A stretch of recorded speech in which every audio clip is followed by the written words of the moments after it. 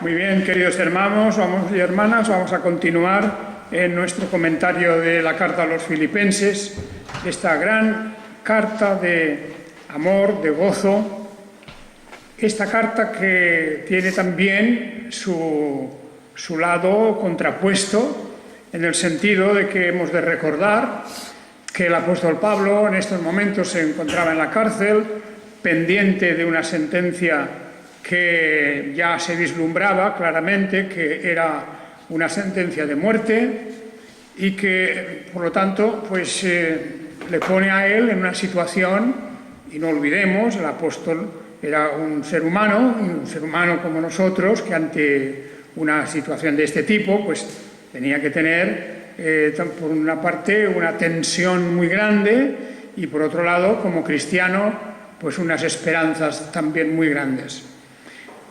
Y es que hemos de recordar al leer las cartas de que están escritas por seres humanos, son por personas. Y el apóstol Pablo en estos momentos tenía apenas 50 años, seguramente no llegaba a los 50 años cuando se encuentra ahora ya en Roma, preso, esperando el cumplimiento de una sentencia. Y por eso esta carta, en ese ambiente, en ese contexto, pues nos dice mucho, porque no es la carta de un hombre que está quejándose continuamente, no es la carta de un hombre que muestra una especie de, diríamos, de espíritu de rechazo a lo que la providencia de Dios le puede dar. No, él acepta lo que ha venido en su vida, acepta el curso por el que Dios va dirigiendo sus pasos. Y en ese aspecto vemos a un hombre con una entereza, no ya resignación, que no es lo mismo, porque la resignación significa impotencia, y él cree en el poder de Dios y cree que es Dios quien está dirigiendo completamente todas las cosas de su vida. Por lo tanto, es un buen ejemplo esta carta, si tenemos en cuenta ese contexto, esa situación del apóstol, que es una carta en la que se nos abre la puerta del carácter cristiano, en la firmeza, en la convicción, en medio de las tribulaciones, en medio de las pruebas, por muy difíciles que sean. Y efectivamente el apóstol Pablo lo que está haciendo aquí es exhortar él a los filipenses. Está hablando de su situación, es cierto, les va dando información de lo que le está pasando, pero es él quien anima a los filipenses, es él quien les da fuerzas, quien les recuerda las bendiciones de Dios, quien les recuerda todo lo que el Señor ha hecho por ellos. Y en definitiva, como veremos, él no considera que después de todo su situación sea una desgracia o sea una especie de gran pérdida. Y veremos por eso lo que hemos leído, el pasaje que hemos leído aquí en esta mañana, que su ejemplo es muy digno de ser imitado. Así que habíamos terminado la semana pasada en el momento en que él describe la situación en la que se encuentra en Roma, aún estando en la cárcel, aún estando esperando una sentencia. Resulta que diversas personas afines o cercanas a la iglesia cristiana que había en Roma, había una serie de personas que en lugar de mostrar su amor y su afecto y su colaboración y ayuda con el apóstol, intentaban perjudicarle, intentaban dañarle. Y esto es lo que él describe, diciendo que hay algunos que le están ayudando, muy bien, hay hermanos que han cobrado ánimo a pesar de que lo están viendo en la cárcel, versículo 14, ¿verdad? Hay algunos que predican la palabra y la predican con ilusión y dan testimonio en los mismos términos que el apóstol Pablo lo hace también, pero hay otros, sin embargo, que predican a Cristo por rivalidad egoísta. Nos dice, no sinceramente, pensando añadir aflicción a mis prisiones. El versículo 17 entonces es un versículo muy dramático porque nos enteramos que ya en aquel momento había gente que predicaba a Jesucristo, pero lo hacían por rivalidad. De manera que no lo hacían con un espíritu limpio, un espíritu honesto, un espíritu de amor a Dios y amor al prójimo, no. Por rivalidad egoísta, nos dice el texto, que predican al Mesías de esa forma, no sinceramente pensando añadir aflicción a mis prisiones. En esto termina el versículo 17. De manera que imaginaos vosotros que alguien en el Evangelio, en la Iglesia de Dios, intenta hacer esto que estaban haciendo, añadiendo problemas, añadiendo aflicción a la vida y al testimonio del apóstol. Es algo, como diríamos, ir poniendo palos en las ruedas, porque de esa forma la causa del Evangelio no es honrada. Y siempre que en la Iglesia de Dios encontramos pues alguien que hace estas cosas, indudablemente no es un servidor de Dios. Pero puede ocurrir, y esto sí que es cierto, y el apóstol Pablo lo dice, que la intención de ellos es mala, pero el mensaje que dan es un mensaje aceptable. La intención puede ser mala. Aun hablando la verdad, aun predicando el Evangelio, la intención es mala. Predican al Mesías por rivalidad egoísta, no sinceramente, pensando añadir aflicción a mis prisiones. Esto es una denuncia que el apóstol hace, de la cual él es el principal perjudicado, lo hacen directamente contra él.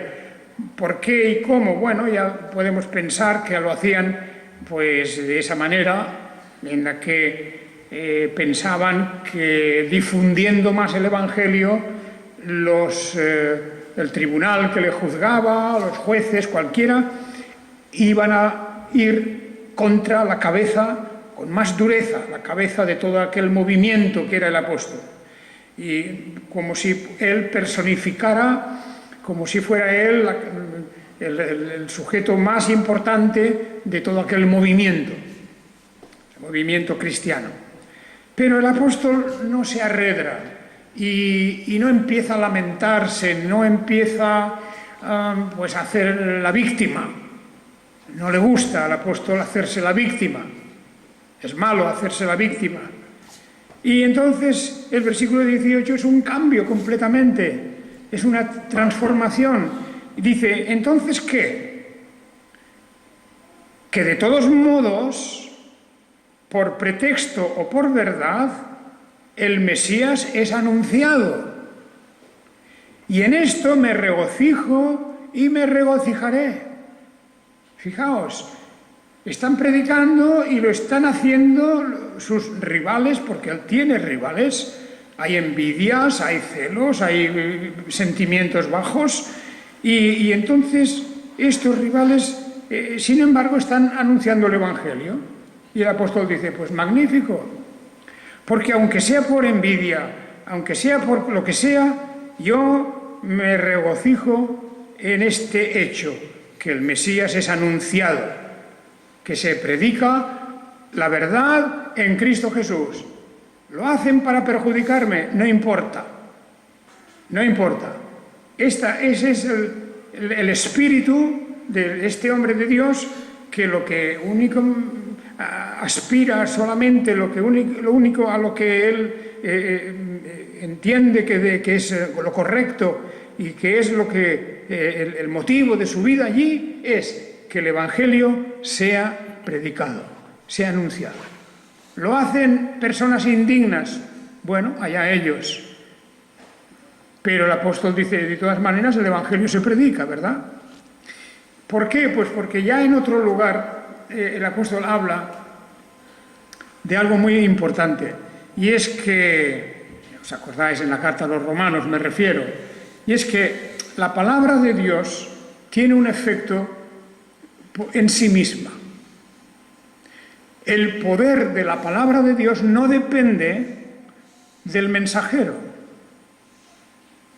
El mensajero puede ser una bella persona o puede ser un rufián. Pero mientras que sea la palabra de Dios la que sale de sus labios, pues el poder de esa palabra está ahí operando, obrando, actuando en el espíritu, en la mente de las gentes que oyen la palabra de Dios. Por lo tanto, ese es el mensaje. Claro, ¿cómo creerán si no oyen? ¿Cómo oirán si no se les predica? Y bienaventurados, y habla de los pies de los que llevan el mensaje, de esas personas que anuncian el Evangelio. Porque el hecho de anunciar el Evangelio es el instrumento que Dios ha elegido para llevar la fe, el arrepentimiento, la transformación, el nuevo nacimiento. Todo eso se ejecuta a través de la palabra de Dios. Y el mensajero es lo de menos. Naturalmente, si el mensajero tergiversa el mensaje, eso es otra cuestión, ese es otro problema.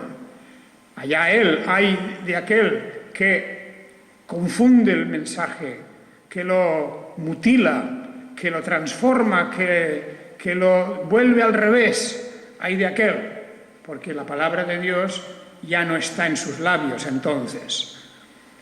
Así que el apóstol, fijaos como en medio de toda esa tribulación que ha pasado, de todo aquel viaje que tuvo que hacer desde Cesarea de Filipos hasta Roma, después del cansancio, después de los peligros, después de tantas cosas, y ahora se encuentra en la cárcel, pero dice: yo me regocijo de que el Evangelio no hay quien lo pare, no hay quien lo pare, no se puede frenar esto, y no importa que me estén perjudicando porque Dios es el Rey soberano de todo.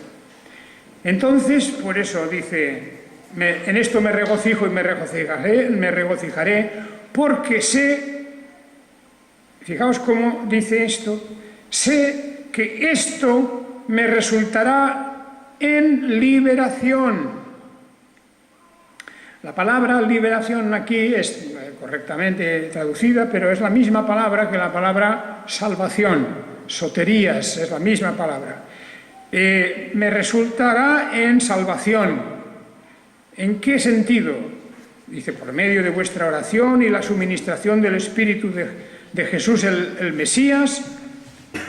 Liberación o salvación no quiere decir que él esté pensando que las oraciones de los filipenses necesariamente lo van a librar de la cárcel, porque enseguida veremos que él tiene otro horizonte, tiene otras expectativas, no entiende la vida solamente en función del problema que ahora en ese momento es el principal problema, que está en la cárcel. Él entiende la vida de una manera mucho más extensa y dice que las oraciones de los hermanos resultarán en su liberación o en su salvación, como diciendo: tengo el apoyo vuestro, tengo vuestra ayuda y el Señor me sacará de todo esto. Ahora bien, miremoslo en un contexto mucho más amplio que solo la cárcel. La cárcel no es el último problema que tiene, ni el primero, no es lo principal. Enseguida él nos habla de otra cuestión. Y por eso la carta a los filipenses, para mí mismo, yo recuerdo mis primeras lecturas del Nuevo Testamento, ya muchos años hace de eso, pero me impresionó mucho particularmente ese texto que ahora enseguida llegamos en este capítulo 1. Pero dice en el versículo 20 que Dice, conforme a mi profunda expectación y esperanza de que en nada seré avergonzado, sino que, con toda confianza como siempre, también ahora el Mesías será engrandecido en mi cuerpo, sea por medio de la vida, sea por medio de la muerte. De manera que el apóstol nos lleva ahora a una cuestión muy importante. He aquí un hombre de casi 50 años que prácticamente no tiene un apoyo oficial, no hay ningún gran personaje que lo respalde, que sea su garantía de una buena defensa, por ejemplo. Todo eso no existe. Se tiene que defender él mismo. Esa es la cuestión. Él tiene que dar cuenta cuando llega al tribunal, tiene que dar cuenta de como había hecho delante del Sanedrín, como había hecho delante de los tribunos, delante de los gobernadores y reyes, etcétera, siempre. Pero él dice que él está tranquilo. Es importante esta cuestión. Mi profunda expectación y esperanza de que en nada seré avergonzado. Como queriendo decir, en primer lugar, no pueden decir que soy un delincuente, no voy ante el tribunal por razón de haber abusado de algo, sino que voy allí tranquilamente pensando que mi única cuestión, la única causa por la que tengo que dar cuenta ante el tribunal son mis creencias. Las creencias. Esto es lo que creo. Y nos recuerda este pasaje a la experiencia de Martín Lutero. Como sabemos muy bien, Martín Lutero también comparece ante un gran tribunal, ante el propio emperador incluso, y los grandes dignatarios religiosos, y Martín Lutero pues contesta diciendo, bueno, pues todas las cosas que se están diciendo de mí no pueden probarlas, no es verdad esto y esto y esto, lo que yo digo es esto y lo otro, y a menos que me convenzan por las Escrituras, no puedo retractarme. Ese fue el testimonio. Y aquí tenemos a Pablo diciendo, en cierta manera, lo mismo. Él tiene la esperanza de que el Señor está con él, porque en nada seré avergonzado,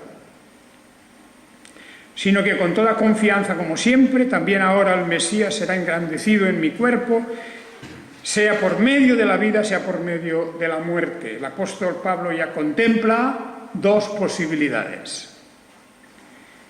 Puede ser que el Señor le libre, en el sentido de que salga sin ninguna condenación, ninguna condena de parte del tribunal. Puede ser que continúe su ministerio por otros muchos años, o puede ser que él sea condenado a muerte.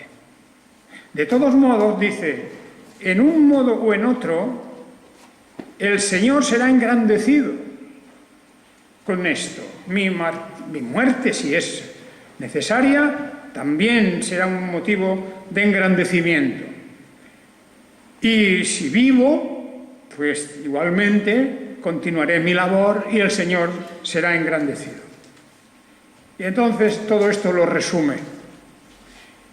Un versículo 21 que yo creo que debemos de grabar claramente. Yo lo tenía escrito, sobre todo al principio, en mi Biblia, aquí a las primeras páginas, tenía ese versículo escrito. Porque en ese versículo, en ese texto, el versículo 21 me refiero, el versículo 21 dice, porque para mí el vivir es el Mesías, o es Cristo, o es Jesús, en fin, es el Mesías, y el morir es ganancia. Porque para mí el vivir es el Mesías y el morir es ganancia. O sea que él dice, hay dos cuestiones aquí.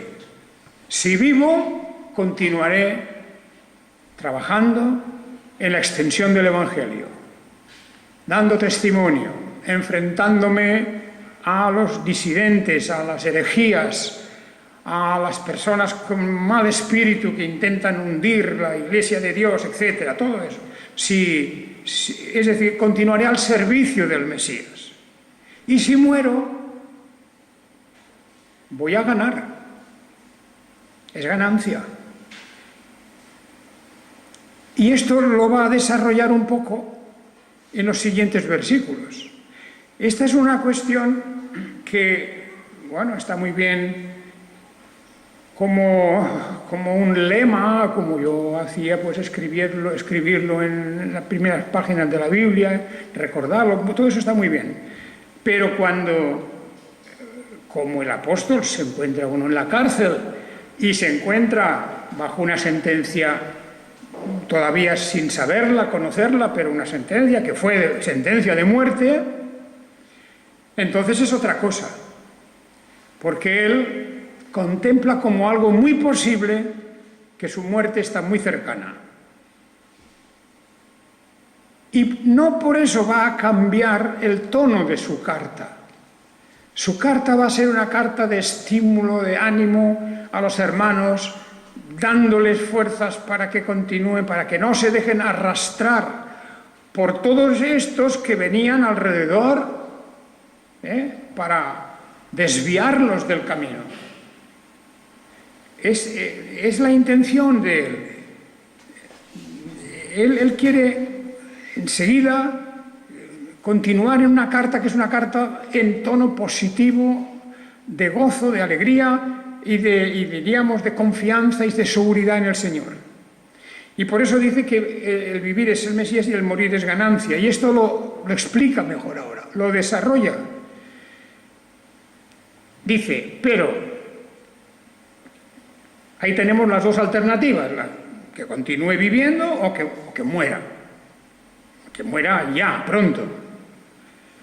Dice, pero si el vivir en el cuerpo resulta para mí un premio de labor, no sé entonces qué escogeré. Pues de ambos lados estoy constreñido, teniendo el anhelo de partir y estar con el Mesías, que es muchísimo mejor, pero quedarme en la carne es más necesario para vosotros. De manera que aquí, con toda sinceridad, expone este dilema en el que él se encuentra como persona que ha sido llamada por Dios a hacer un trabajo, a esparcir un mensaje, en fin, a dar testimonio, todo eso.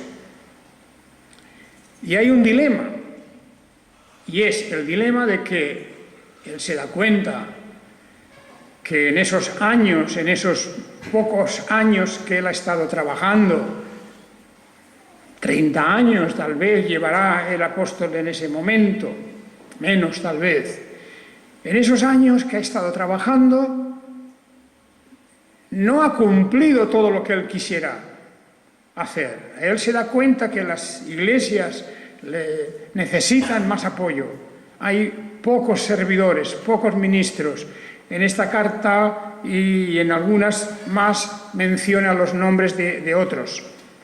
Aquí teníamos a Epafrodito, ¿verdad?, por ejemplo, pero hay también el caso de Timoteo y de Tito, por ejemplo, y otros más que ya estaban, acordémonos de Apolos, por ejemplo, todos aquellos personajes que aparecen en el libro de los Hechos, que ahí están trabajando, y otros anónimos que también están trabajando. Pero la labor es tan grande que el apóstol dice, esto es una cosa que me hace pensar. En un sentido, digo, yo desearía continuar. Dice, si el vivir en el cuerpo resulta para mí un premio de labor, como diríamos, una prórroga para que continúe trabajando, pues dice, no sé qué escogeré, porque las dos cosas me aprietan, digamos, tengo una presión ahí por un lado quisiera continuar, por otro lado quisiera estar con el Señor, porque eso es muchísimo mejor. Esa es la frase que en la lengua griega es un superlativo reduplicado, es una manera de decir mucho, muchísimo mejor. Estar con el Mesías. Pero quedarme en la carne es más necesario para vosotros. Él ve esas dos opciones. En un sentido, pues le vemos aquí que cree él que los hermanos lo necesitan. Por eso, versículo 25 dirá: y persuadido de esto, sé que permaneceré y continuaré ayudándoos a todos vosotros para vuestro progreso y gozo de la fe, a fin de que vuestra satisfacción en Jesús el Mesías abunde a causa mía por mi presencia otra vez con vosotros. Claro, él no sabe, naturalmente no sabe lo que va a ocurrir, pero parece como si en ese dilema él dice: bien, ahora en este momento me parece que estar con los hermanos, continuar la obra, es más necesario. Pero eso era su opinión, ese era su sentir, siempre detrás de lo que está diciendo, que para mí el vivir es el Mesías y el morir es ganancia, y diciendo también que está en aprietos entre una cosa y otra, teniendo el anhelo de partir. El anhelo de partir, que es muy curiosa la palabra que se usa aquí, y es una palabra que el apóstol la tendría mucho en su mente porque acababa de hacer varios viajes en barco. El anhelo de partir. Partir quiere decir soltar amarras. Cuando uno va en un barco, el barco suelta amarras y entonces empieza el viaje. Pues dice: tengo un anhelo, el anhelo de soltar amarras.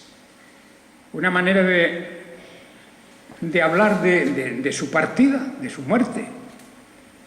Pero fijaos con qué serenidad, con qué tranquilidad, con qué gozo él está hablando de eso. Para muchas personas este tema, naturalmente, se puede tratar fríamente,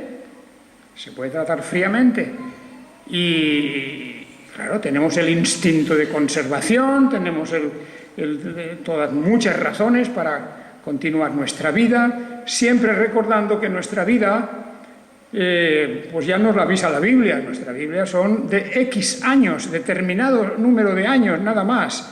En este mundo y en esta vida no estamos para siempre. Y eso ha de quedar muy claro en nuestra mente. De un día u otro el Señor nos llama. Y esto el apóstol lo llama soltar amarras. Qué figura más bonita, ¿eh? El barco que sale a la mar, a alta mar. Hasta entonces el barco ha estado ahí atado en el puerto, pero no va a estar así toda la vida, hasta el infinito. Ese barco, que es nuestra vida, tiene que soltar amarras. Y una vez que suelta amarras, llega a alta mar. Y esto es lo que él dice: eso es muchísimo mejor. Estar con el Mesías es muchísimo mejor. Porque para el cristiano, y esta es la cuestión tan importante, para el cristiano la vida, además de que todos sabemos ya por experiencia, uno que sea cristiano o no sea cristiano, pues ya sabe que su vida en este mundo es limitada. Y aunque moleste algunas veces que hablemos de esto, pues es evidente que precisamente la fe cristiana tiene como principal objeto de que no vamos a estar aquí siempre. Siempre quiero decir, hasta la eternidad no estaremos en la situación de ahora, porque el Señor ha preparado su morada, ha preparado para nosotros un reino y el día que Él quiera nos llama. Y eso dice, el apóstol lo afirma muchísimo mejor, muchísimo mejor. Como diciendo, no hay comparación. Pues esta vida y la vida venidera no tienen comparación. No hay nada que comparar, ni en la longitud, ni en la calidad, ni en la atmósfera, y sobre todo pues en el vernos liberados de nuestra propia ignorancia, el vernos liberados de las pasiones y de los deseos y de los planes fantásticos que a veces uno hace y todas esas cosas. Todo eso está fuera porque el Señor dice que ha ido a preparar lugar para nosotros, una nueva vida, donde no hay nada de lo que ahora conocemos, de lo que aborrecemos ahora, pues no habrá, por supuesto, no habrá más muerte ya. Porque hay, para aquel que no cree, hay una segunda muerte.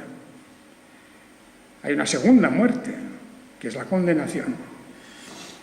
Pero para el creyente ya no hay más muerte. Es la muerte física, solamente. Pero no hay más muerte detrás. Hay vida eterna. Y el apóstol está contando con esto.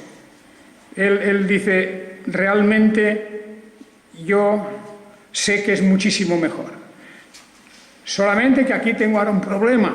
En su mente hay un problema y es que los hermanos, en este momento incipiente, en este momento de que la Iglesia es como una planta que está empezando a brotar, está empezando a romper la tierra y sale fuera, y es una Iglesia tan tierna, tan débil en muchos aspectos, que él siente la necesidad de estar allí con ellos.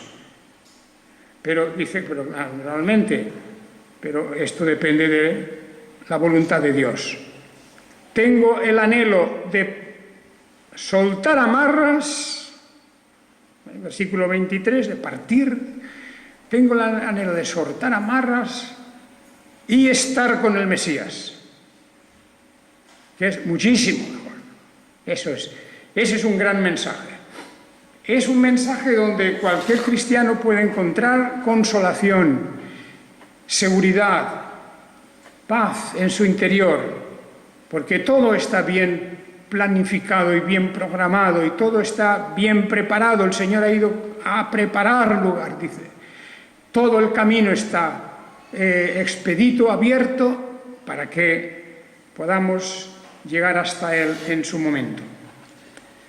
Bueno, por lo tanto, el apóstol está en esa cuestión, como decimos, y él quiere, ahora está escribiendo una carta a estos hermanos, y por eso dice, pero esto a fin de que vuestra satisfacción en Jesús, el Mesías, abunde a causa mía, por mi presencia otra vez con vosotros. No hemos de ver aquí una especie de presunción del apóstol como diciendo soy imprescindible. No se considera imprescindible de ningún modo, solamente que él piensa, en primer lugar los conoce porque él ha fundado aquella iglesia, que en Filipos de Macedonia habían ocurrido muchas cosas, ¿verdad? La ira de los judíos en contra de él y todas esas cosas, pero bueno, ama profundamente a los hermanos de la iglesia de Filipos y por eso, para daros esa satisfacción a vosotros y que el Señor quiera pues que mi presencia sirva para fortaleceros y para daros seguridad. Esa es la única cuestión, pero lo vemos aquí muy abierto, ¿verdad? A que la voluntad de Dios se cumpla. Para mí el vivir es el Mesías y el morir es ganancia. Esa es la palabra. Qué bien. Pues tenemos en este sentido, hermanos y hermanas, un mensaje muy profundo, porque a veces tendríamos que avergonzarnos de ver a las personas, la gente cristiana, incluso nominalmente cristiana, tan aferrados a esta vida, tan contentos con esta vida, tan acomodados a esta vida, que no les hables de la otra. No les hables de la otra porque, bueno, se molestan si se les hable de la otra. Pero, claro, aquí morir es ganancia. Que soltar amarras, partir y estar con Jesucristo es muchísimo mejor. Pero eso, dicen algunos, piensan algunos, vamos a esconderlo porque yo aquí estoy muy bien. Y tengo mis planes y tengo mis cosas y, en fin, que no me molesten. Claro, ese es el mensaje. Ahí es donde vemos la ausencia total del conocimiento del Evangelio. Total. No, es la prueba, es como diríamos la prueba famosa del 9 o la prueba del algodón o esas pruebas. La prueba es esta. Aquel que puede decir que para mí el vivir es Jesucristo y el morir es ganancia. O aquel que dice que tengo el anhelo de partir y estar con el Mesías, que es muchísimo mejor. Y aquí es donde básicamente encontramos la verdadera fe, la verdadera conversión, el nuevo nacimiento auténtico, la relación con Dios, todo lo que hace falta. Es el momento en que nosotros podemos decir, en acuerdo con el apóstol, que estar con Cristo es muchísimo mejor. Bien, pues es para reflexionar, es para pensar, pero aquí está escrito. Y por lo tanto no es la única vez que el apóstol habla de estas cuestiones en sus cartas, pero es una de las más directas porque se encuentra a 2 pasos de la muerte. Y lo sabe. Y aún así dice, a mí me gustaría, en un sentido, me gustaría quedarme más tiempo con vosotros. Porque no lo dice para ganar más dinero, ni para divertirme más, ni para... No lo dice por eso. Dice, estar con vosotros, yo creo que es ahora, en este momento, tengo ese dilema de estar con vosotros o marchar con el Señor, que es muchísimo mejor, claro. Bien, pues ahí tenemos ese mensaje del apóstol. Yo creo que es un pasaje para releerlo bien y para meditar en ello. Y él continúa en estos 5 minutos que tenemos más, continúa en estos versículos del 27 al 30, que bueno, viene a cerrar todo este parágrafo, digamos, esta parte de su carta, y retorna a la cuestión principal, que es pues su situación en aquel momento.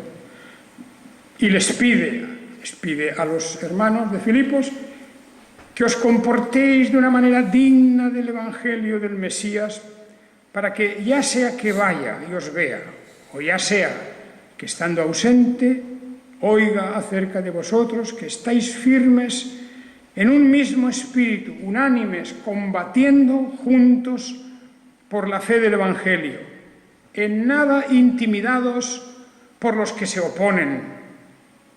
Otra vez, los que se oponen. Dentro de la Iglesia, dentro de las iglesias en general, ya hay estos.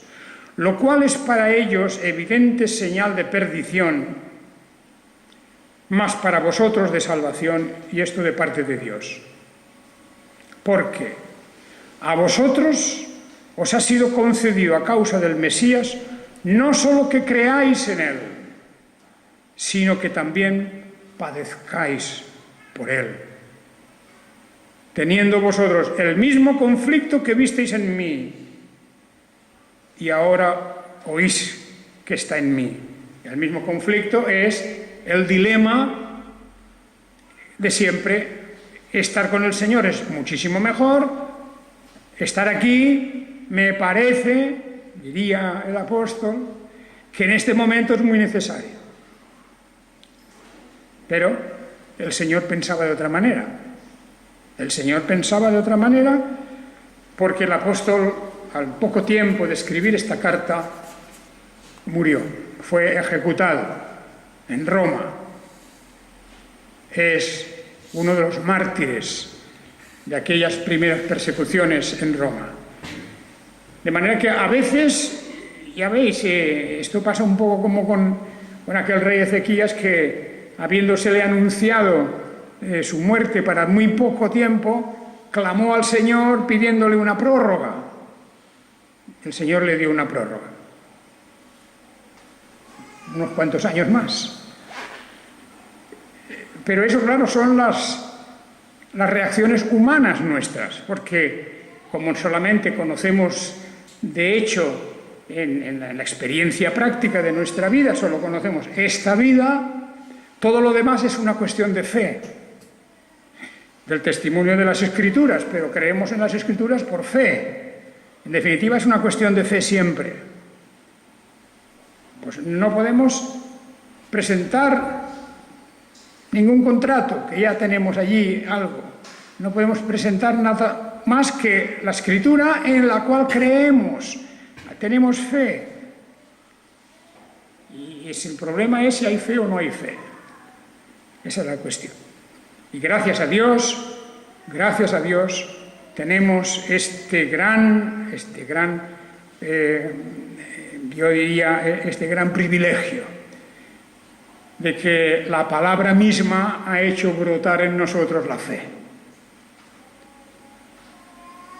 Porque hemos escuchado, hemos leído la palabra y por eso tenemos fe de que aparte de esta vida hay otra vida. Hace unos días, hace muy pocos días, ahí a la entrada de un mercado hay un hombre que pide limosna. Y tengo la costumbre de darle algo. Y hemos entablado un poco de conversación. Y yo le hablé de que, digo, yo soy pastor de una iglesia, porque él viene de un país donde hay bastantes protestantes. Y le dice, me pregunta, ¿y tú crees esas cosas? Digo, sí, yo creo. Y dice, pues no. Nosotros igual que los animales. Nosotros igual que los animales. Cuando morimos, fuera. Se ha terminado. Yo digo, pues no, tú crees eso, pero yo no creo eso. Hay muchas diferencias, ¿verdad?, entre los animales y nosotros. Y aparte de eso es que yo creo en la Biblia. Sí, la Biblia, bueno. Y de momento, capítulo primero está cerrado, ya continuaremos con otros capítulos. Pero el hablar del Evangelio a ciertas personas es como dar golpes a una puerta detrás de la cual no hay nadie. Porque sin fe es imposible agradar a Dios. Sin fe es imposible agradar a Dios.